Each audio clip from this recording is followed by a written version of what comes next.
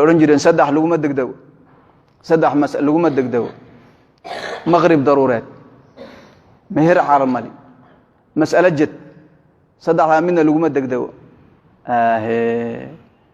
ana ghalib simbiraxooyinkooda badan khatartooda badan waxa shay ku jirana ma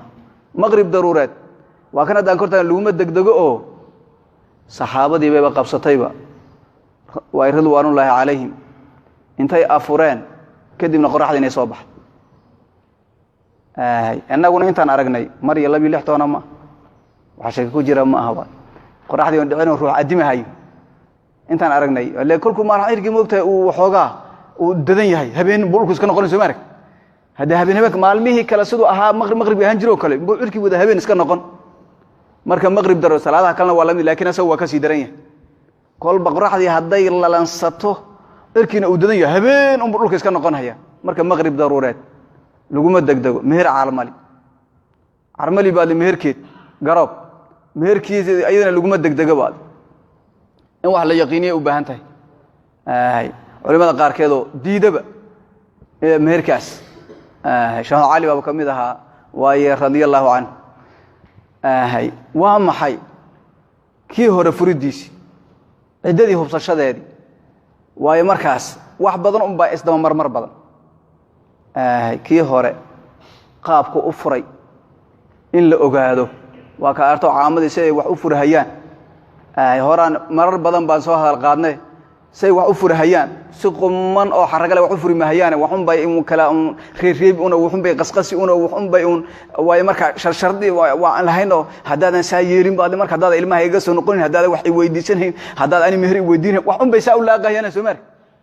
wixiina baad marka la kala soo cimahayo hadii aadan meher i weydiineen waad furan tahay in badan bay oranayaan Soomaa hadaad meher i weydiineen hadaad waxba i weydiisaneen hadaad wax iga rabin hadaad guriga wax iga qaadaneen hadaad ilmaha iga soo noqoneen waad furan tahay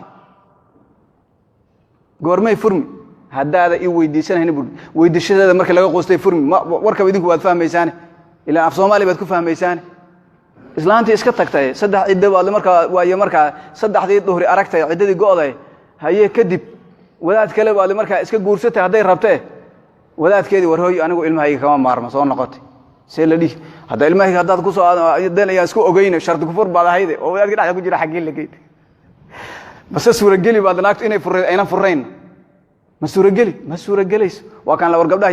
yaan la tag xilin ama ma ahay baad markaas yaan la guursay jinin baad ama ma ahay yaan la kharibin marka fiiri waxyaalaha dhibkaas joog waxa kale oo ka sii daran oo in badan inagu badhacda bil iyo laba markay joogto ama bil ba iyadoo joogtay inay tiraahdo baad markaas saddex dhiig baan helay ama waxba cidadeedii way go'day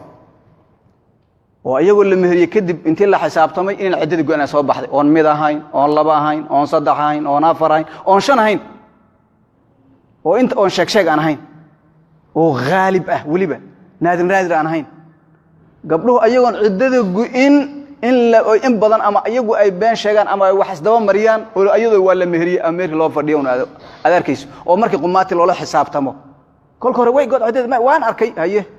goorma ahayd waqtiga haye taab waxay waaba kan isma keenin afka la qaad been ma sheegay kismaayintan hadda joogay arintan dhacday waa aniga ay soo martay haddadan way bilooyin laba bilood ka hor inayd baan u malay bal fiiri oo gabadhii ay leedahay ciddadeedii way go'day arooskii loo diyaarsaday haye markii la aan xisaabinayna suura gali wada ayada kolkii damay qirtay way sugnaatay waba kaaba marka meher caalmali laguma degdegay culimadu ay leeyihiin meesha waxba ku jira baa